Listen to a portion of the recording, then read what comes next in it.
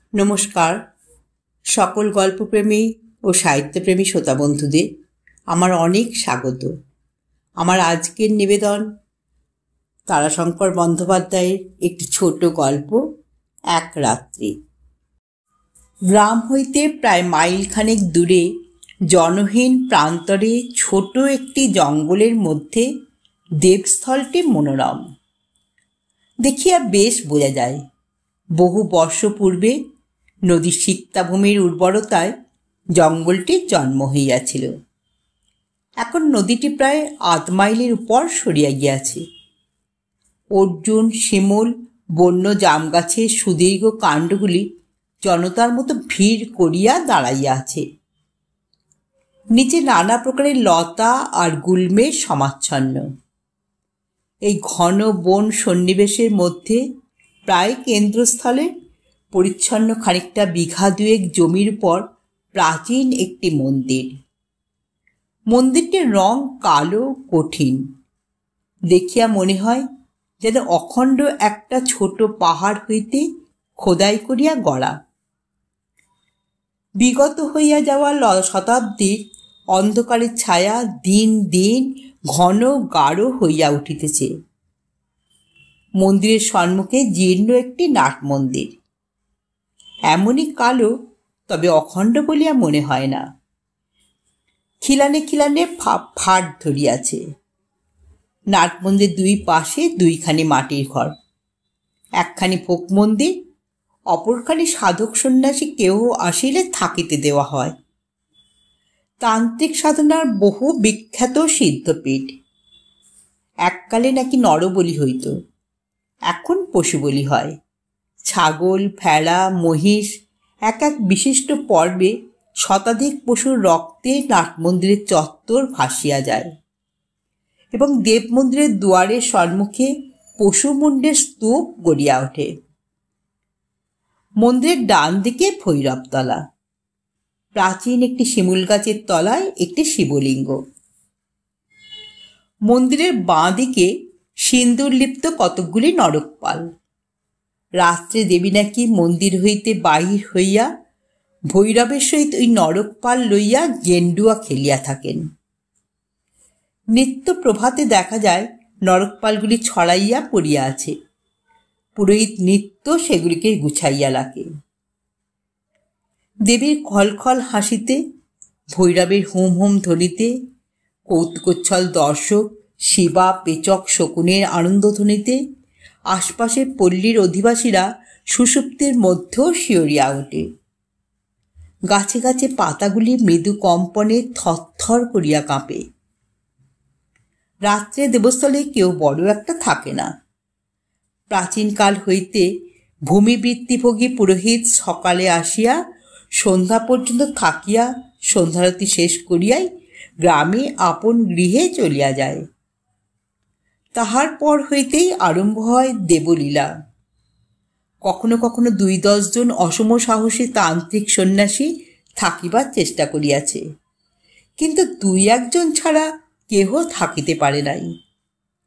বাকি সকলে অর্ধরাত্রেই পলাইয়া গিয়াছে। ২-১ জন পাগল পর্যন্ত হইয়া গিয়াছে। ২-৪ জন সন্ন্যাসী আসে প্রত্যহই, কিন্তু দিনের প্রসাদ পাইয়া সন্ধ্যার পূর্বে গ্রামে বা স্থানান্তরে চলিয়া যায়। পুরোহিত কন্যার মতো আদর করিয়া দেবীকে বলেন, ভয়ঙ্করী আমার খ্যাপা মেয়ে। সেদিন শ্রাবণ সন্ধ্যায় আকাশ জোড়া ঘন মেঘ, কিন্তু বর্ষণ ছিল না। গুমোট গরমে দেবস্থলের বন সমারোহের মধ্যে নিথর স্তব্ধতা থমথম করিতেছিল।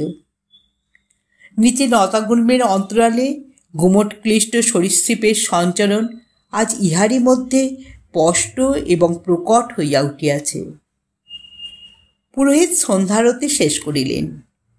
অন্যদিন বরং ২-৪ জন গ্রামবাসী আরতির সময় আসিয়া থাকে, কিন্তু আজ আর কেহ আসে নাই।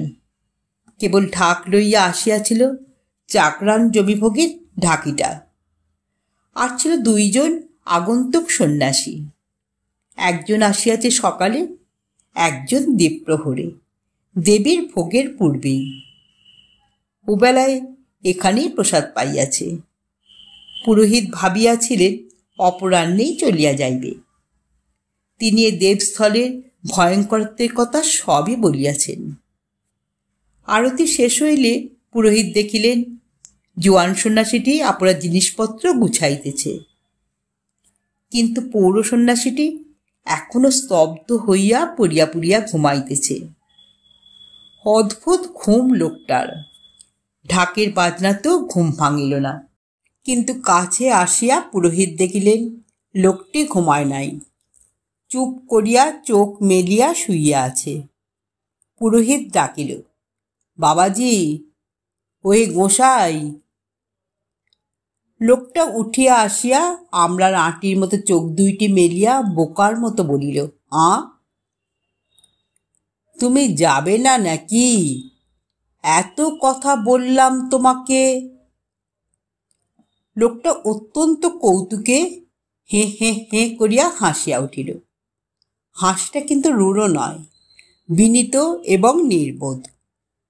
হাসিয়া সে বলিল, বেশ থাকবো বাবা এইখানে। বলিয়া আবার সে হাসিয়া উঠিল, হে হে হে।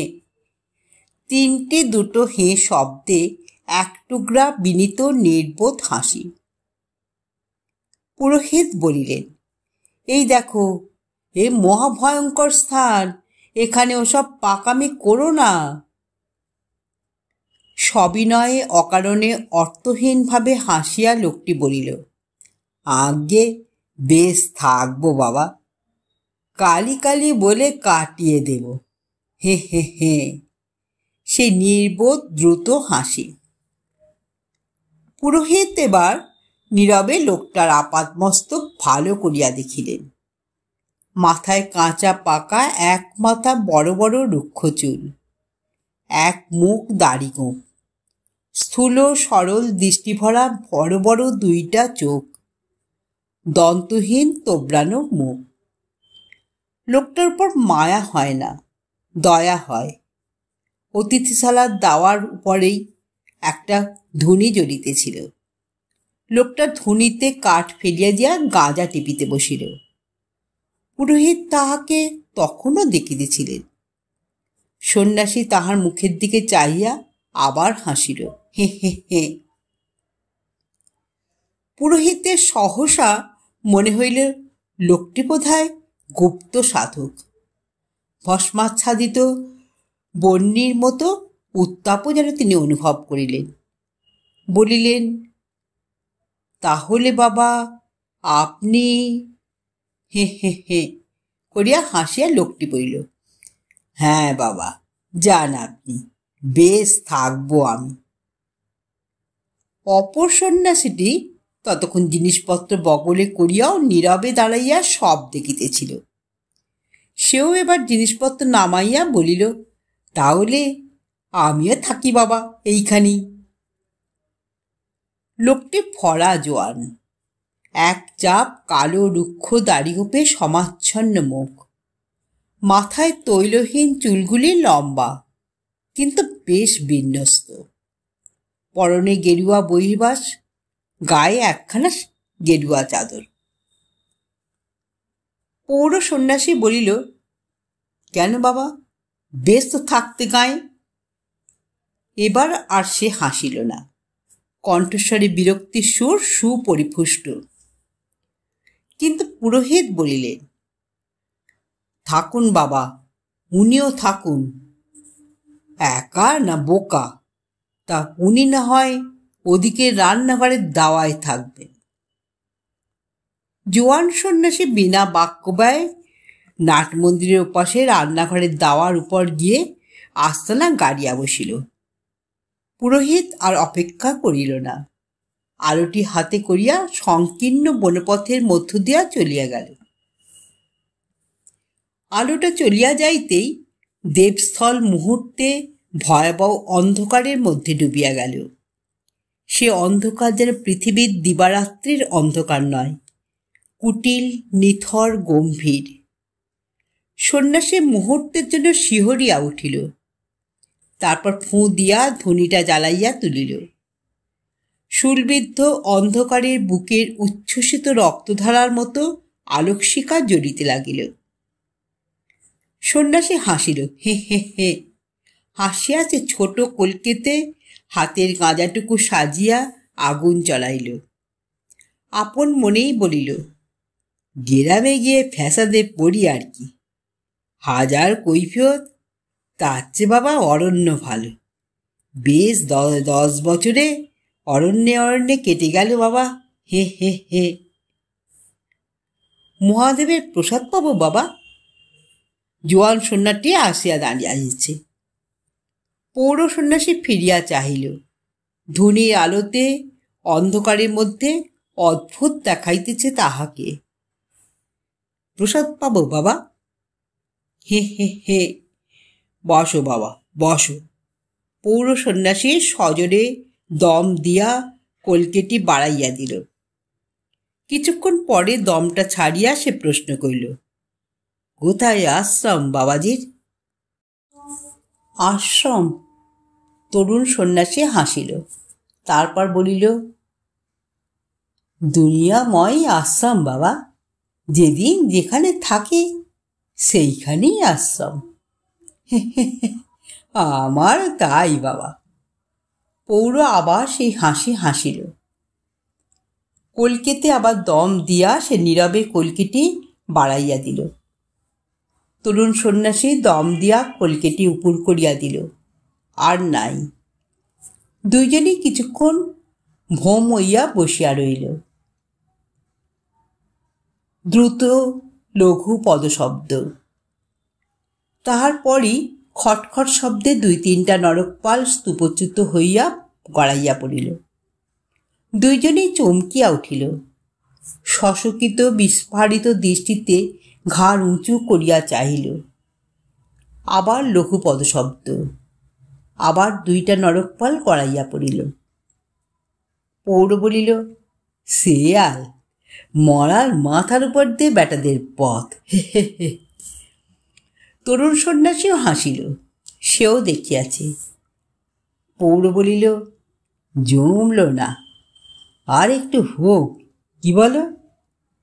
সে গাঁজা বাহির করিয়া বসিল। তরুণ সন্ন্যাসী একাগ্র দৃষ্টিতে চাহিয়া বসিয়া রইল। পৌরই বলিল, কে কে আছে বাবা তোমার বাড়িতে?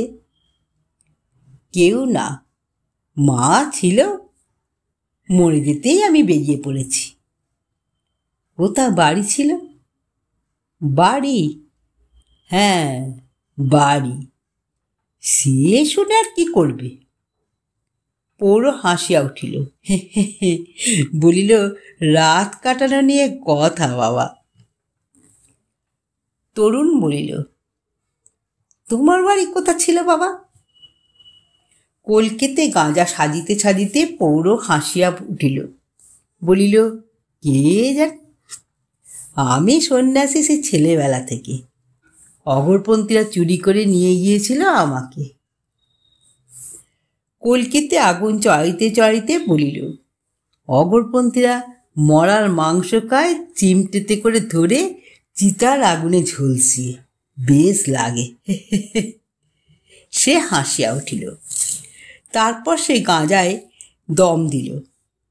পালা করিয়া গাঁজার কলকে হাতে হাতে ফিরিতে আরম্ভ করিল। গাঁজার কলকে উপুর করিয়া দিয়া তরুণ বলিল, কঙ্কালী মহাপীঠে এক সাধু ছিল, ছেলেবেলায় আমরা দেখেছি, সে খেত। কঙ্কালীতলা, বীরভূম জেলা? হ্যাঁ, গিয়েছ সেখানে? কোপাইয়ের পর মহাশ্মশান। পৌর হাসিয়া উঠিল। নবগ্রামের রামবাবুকে জানতে? এক দশাশয়ী পুরুষ, এই একগুলি আফিং খেত। পাট ভাণ্ডার পড়ে থাকত কাছারি সিমেন্ট করা দাওয়াতে। প্রুক প্রুক গড়গড়ার নলে আর মুখে।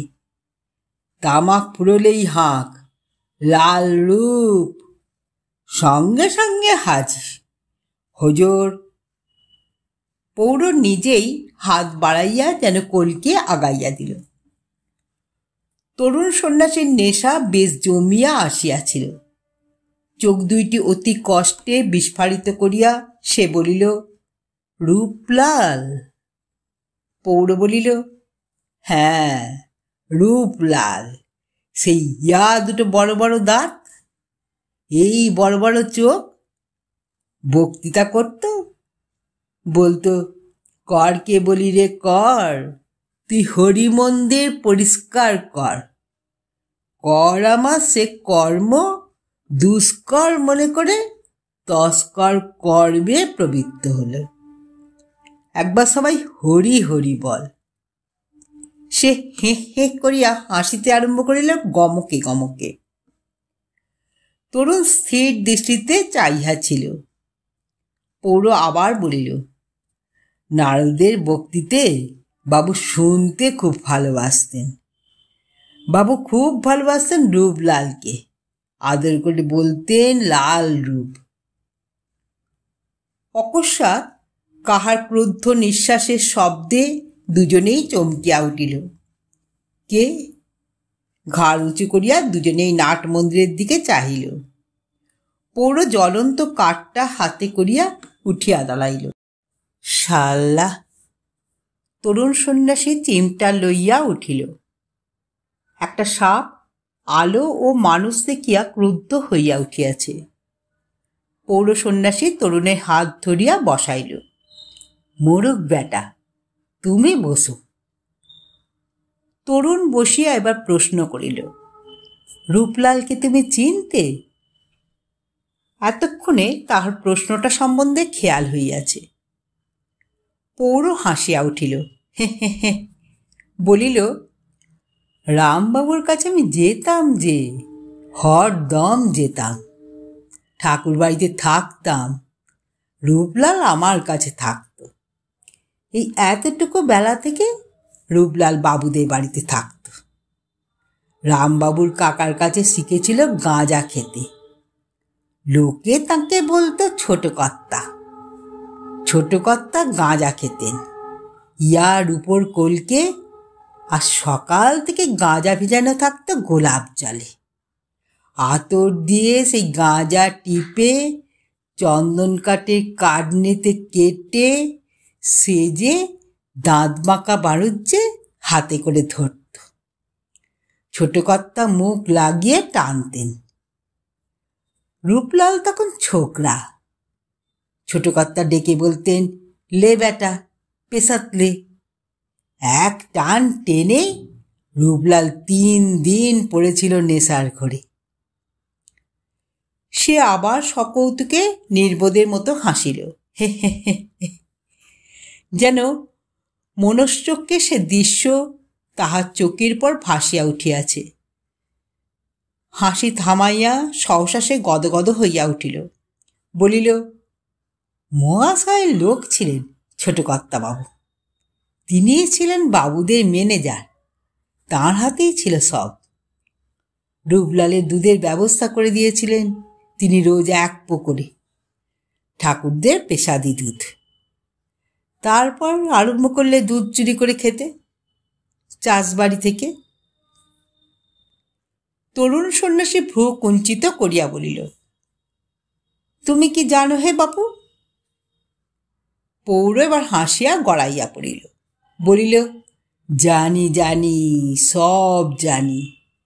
চাষবাড়ি থেকে দুধ আনবার পথে পোঁ পোঁ করে মেরে দিত আলসের 3 পো। তারপর ঝর্ণার জল মিশিয়ে করিয়া হাসিয়া সে আবার গড়াইয়া পড়িল। অকস্মাৎ হাসি থামাইয়া বলিল, ধরেছিলাম আমি একদিন রূপলালকে। তা রূপলাল কি করবে বলো? ছোট কর্তাবাবুর বরাদ্দ বাবুরা সব বন্ধ করে দিলে। তখন আবার গাঁজার উপর আফিং মদ 2 ধরেছে রূপলাল। রামবাবু ধরিয়েছিলেন আফিং, রামবাবুর ছেলে ধরিয়েছিলেন মদ। তা একটুকু দুধ না হলে। বাধা দিয়া তরুণ সন্ন্যাসী বলিল, দুধ চুরি করে খাক, রূপলাল ভালো লোক ছিল। পৌর বলিল, শুধু দুধ? রূপলাল ঘোড়ার দানাও চুরি করত। তা বাবুদের বউরা কিছু বলতো না, বলতো নিক, 2-4 মুঠো ছোলাই তো। তরুণ কঠিন হাসি হাসিয়া বলিল, বলবে কি? বলি, বলবে কি বউয়েরা? বউরা বলতে গেলে বৌদি কীর্তিও যে রূপলাল বলে দেবে বলে শাসাতো। বউরা যে দোকান থেকে সন্দেশ আনিয়ে খেতে গুপ গুপ করে। পৌর কিন্তু হাসিতেছিল। সে হাসি তাহার অকস্মাৎ স্তব্ধ হইয়া গেল। তরুণ সন্ন্যাসীর চোখে চোখ পড়তেই পৌর দেখিল চোখটা ঝকমক করিয়া যেন জ্বলিতেছে।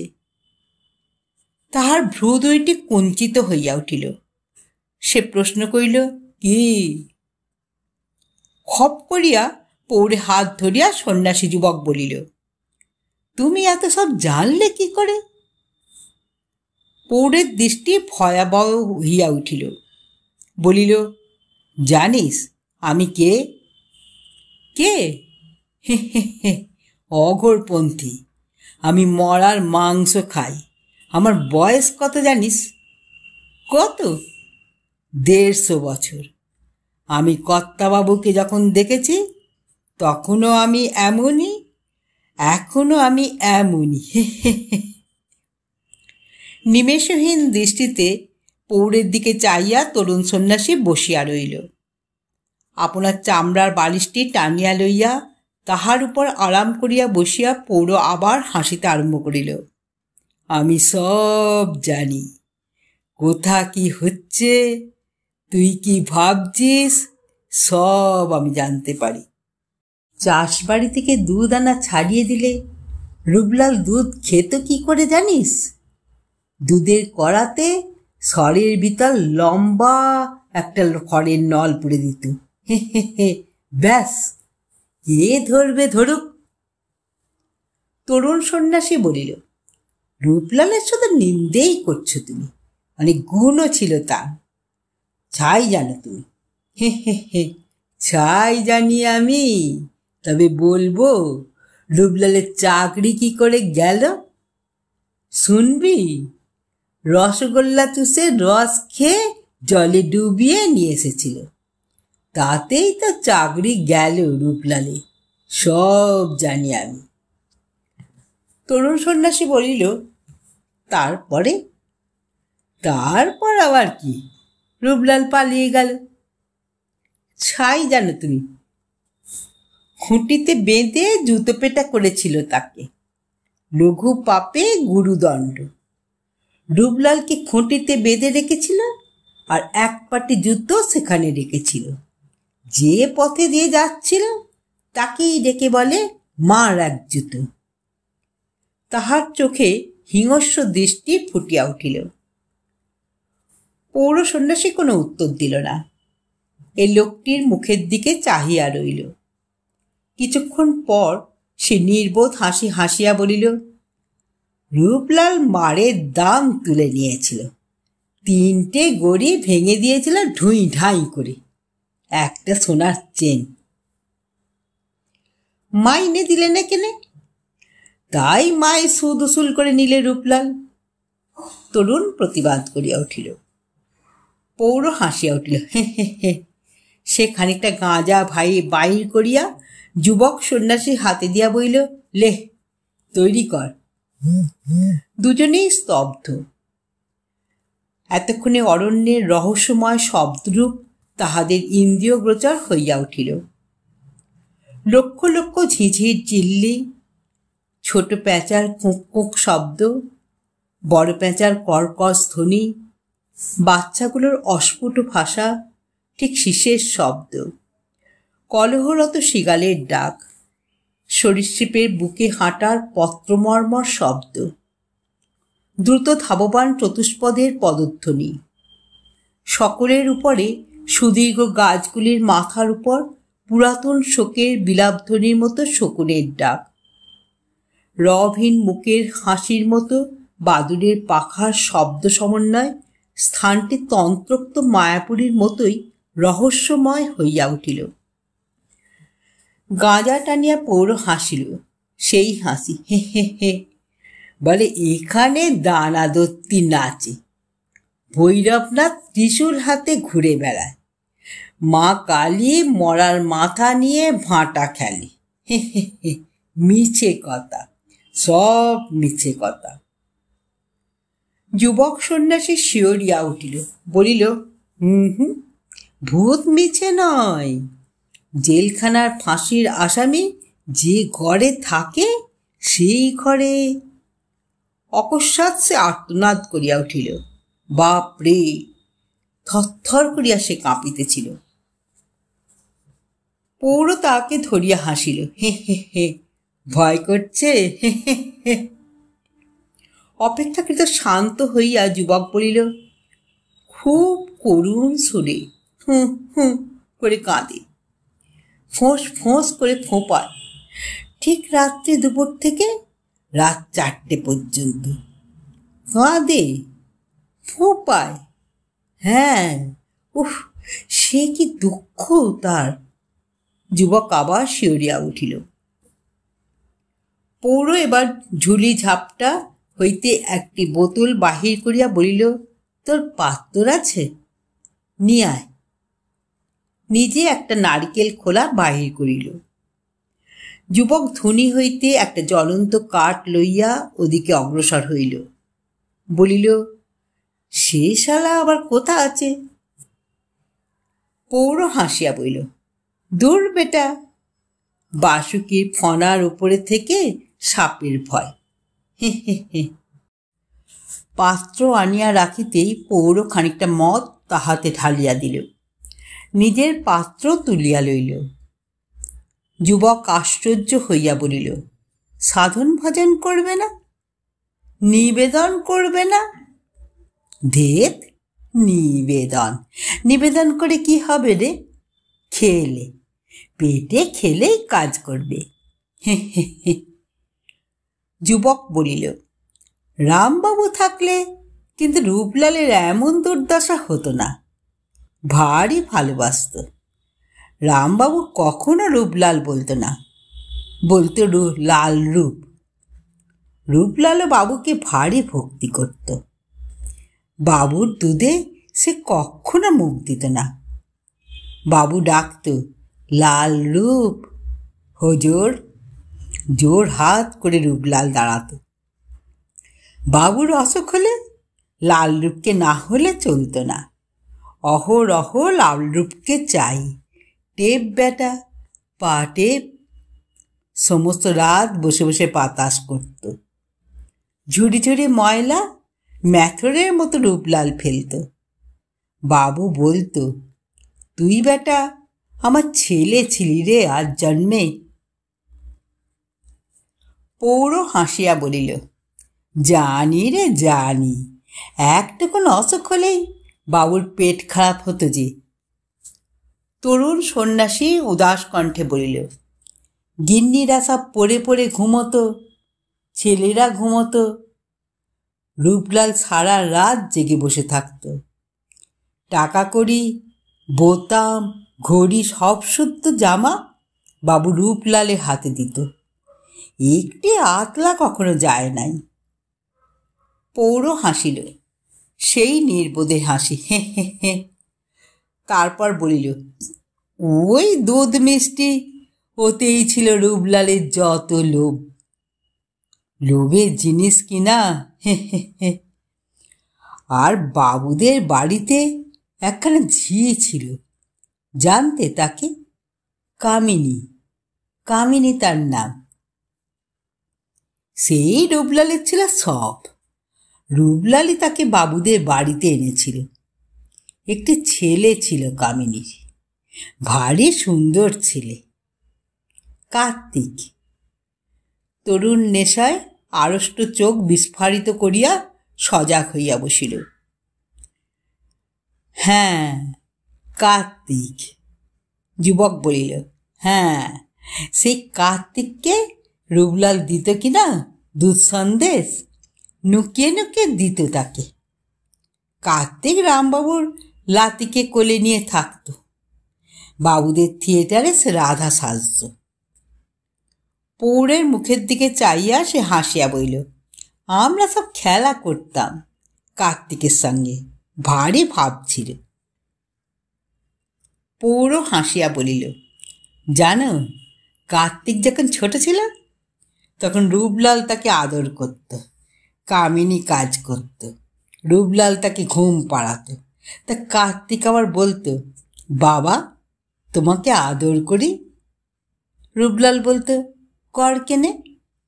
কার্তিক বলতো, তোর চোখে খুঁজে দি। বলিয়া পৌর গমকে ঘমকে হাসতে লাগিল। সে আবার নিজের পাত্র পূর্ণ করিয়া লইয়া সঙ্গীর পাত্র পূর্ণ করিয়া দিল। অকস্মাৎ শৃগালের সমবেত উচ্চধ্বনিতে পেঁচার দীর্ঘ কর্কশ রবে বনভূমি মুখর চকিত হইয়া উঠিল। বাসায় বাসায় পক্ষ বিদুনন ও দলে দলে উড়ন্ত বাদুরের পাখার শব্দে নিশিথিনী যেন উল্লসিত হইয়া উঠিয়াছে। আকাশ হইতে দু এক ফোঁটা বৃষ্টি পড়িতে আরম্ভ করিয়াছে। তরুণ একটা দীর্ঘ নিঃশ্বাস ফেলিয়া বলিল, কিন্তু যাবার সময় রূপলাল একবার দেখাও করলে না কার্তিকের সঙ্গে। পৌর বলিল, জুতো খেয়ে রূপলালের ভারী লজ্জা হয়েছিল, তাই কামিনীর সঙ্গে কার্তিকের সঙ্গে দেখা করতেই পারে নাই, পালিয়ে গিয়েছিল। তা নইলে। যুবক একটা দীর্ঘ নিঃশ্বাস ফেলিয়া বলিল, কার্তিক ভারী কেঁদেছিল, কিন্তু খুব কেঁদেছিল। পৌর বলিল, তারপরেও রূপলাল একদিন গিয়েছিল লুকিয়ে কামিনী কার্তিকের সঙ্গে দেখা করতে। তা ভাবলে দেখলে তো তারা সঙ্গ ছাড়বে না। রূপলালে কী বা ছিল যে তাদের খাওয়াতো বলো? তাতেই আর।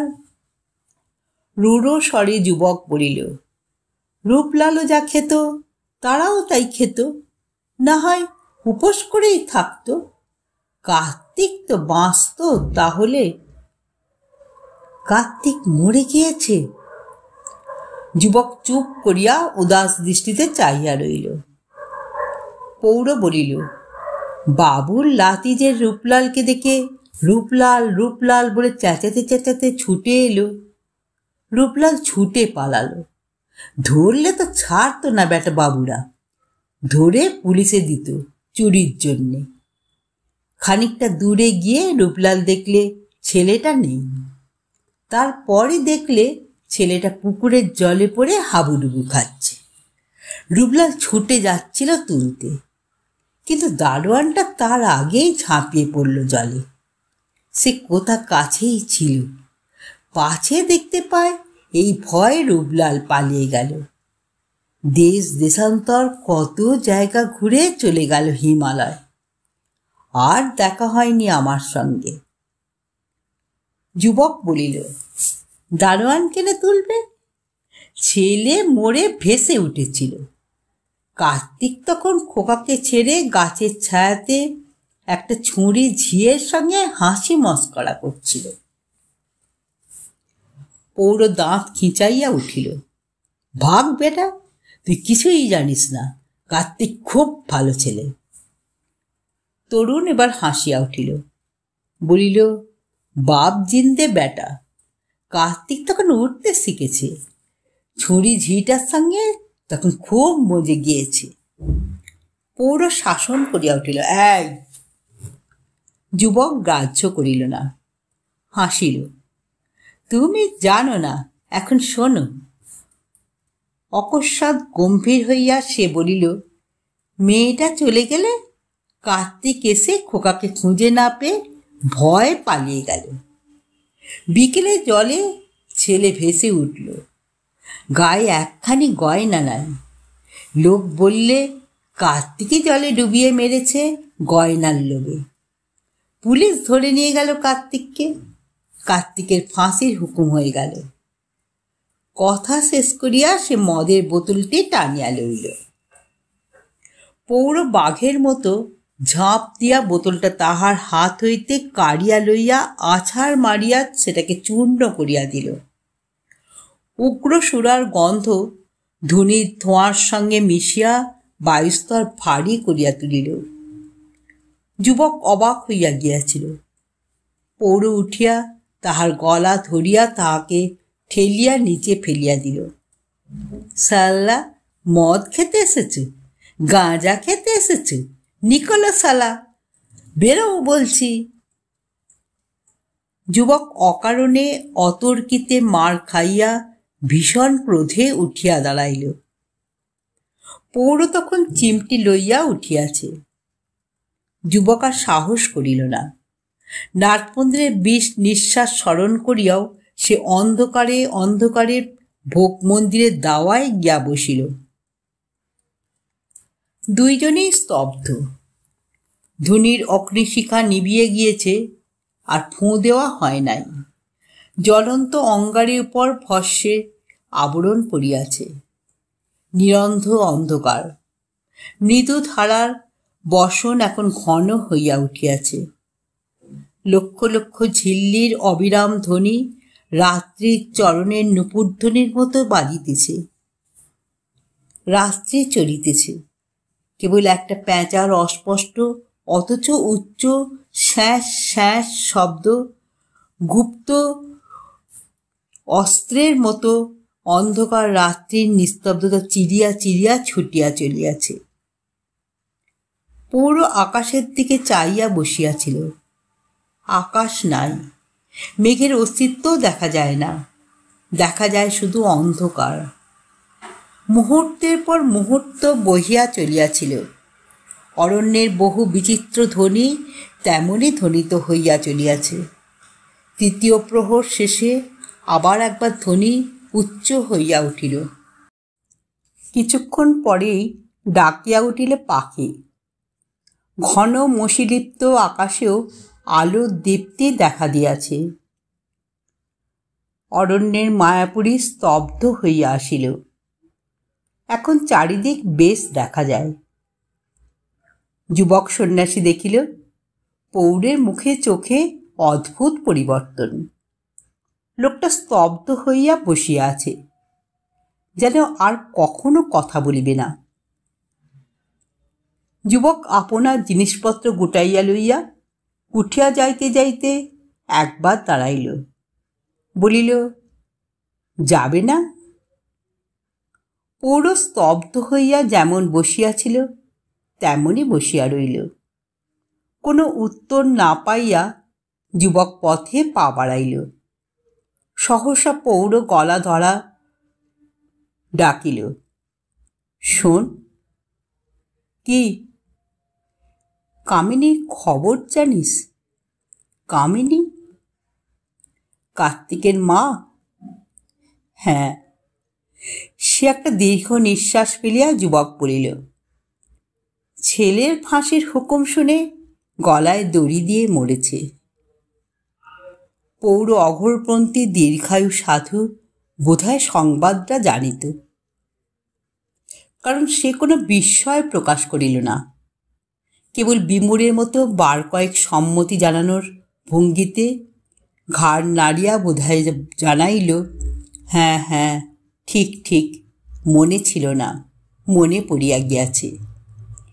একটা দীর্ঘ নিঃশ্বাস ফেলিয়া সে বলিল, মা বেটা দুজনের ফাঁসি হয়ে গেল। আবার সে ঘাড় নাড়িতে লাগিল।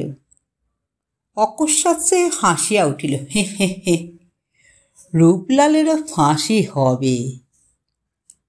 যুবক সন্ন্যাসী বলিল, তুমি খানিকটা খ্যাপাও বটে।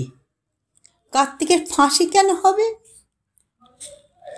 জজ কার্তিকের ফাঁসির হুকুম দিয়েছিল, কিন্তু অল্প বয়স বলে লাট সাহেব ফাঁসির বদলে দীপান্তর পাঠিয়ে দিয়েছিল। ফাঁসি হয় নাই? না। যুবকের মুখের দিকে এক দৃষ্টে কিছুক্ষণ চাইয়া তাকিতে তাকিতে পৌরুষের নির্বোধ বিনীত হাসি হাসিল। তারপর সাদরে আহ্বান জানাইয়া বলিল, বস, গাঁজা খা। হে হে হে। পেভাতে ভাতে সুতি, পেভাতে পেভাতি, ভাতের পর ভাতি, শোবার পর সুতি। হে হে হে। পেভাতিটা হয়ে যাক। যুবক হাসিল।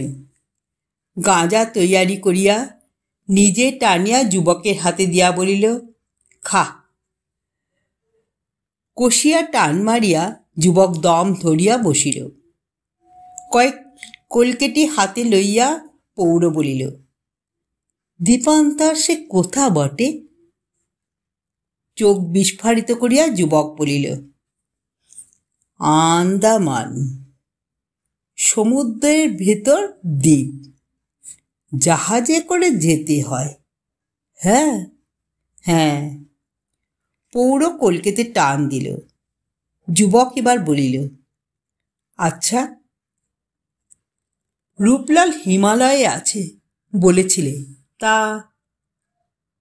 পৌর ধোঁয়া ছাড়িয়া বলিল, কোন গুহাতে মোয়াতে থাকে কে জানে, হাজার হাজার গুহা তো সেখানে। যুবক কলকেতে আবার টান মারিয়া কলকেটি উপর করিয়া দিল। আর নাই। ঝুলির মধ্যে কলকেটি পুড়িয়া পৌর উঠিল, সঙ্গে যুবকও উঠিল। বিদায় সম্ভাষণ ব্যঞ্জক হাসি হাসিয়া যুবক বলিল, আচ্ছা। পৌর সে নির্বোধ হাসি হাসিল, হে হে হে, আচ্ছা। দুইজনে দুই বিপরীত মুখে পথ ধরিল। যুবক উত্তর মুখে। উত্তর দিকে হিমালয়, প্রকাণ্ড পাহাড়, তাহাতে হাজার গুহা।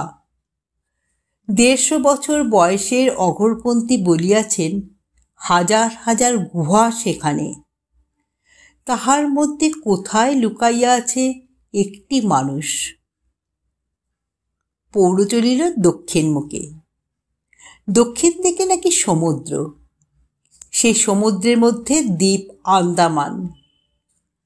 কূলে পৌঁছিতে পারিলে দাঁড়াইয়া হয়তো দেখা যাইবে, নয়তো নৌকা টৌকাও তো যায় আসে। অন্তত এদিকে তীরে দাঁড়াইয়া ওপারের মানুষকেও তো দেখা যাইবে।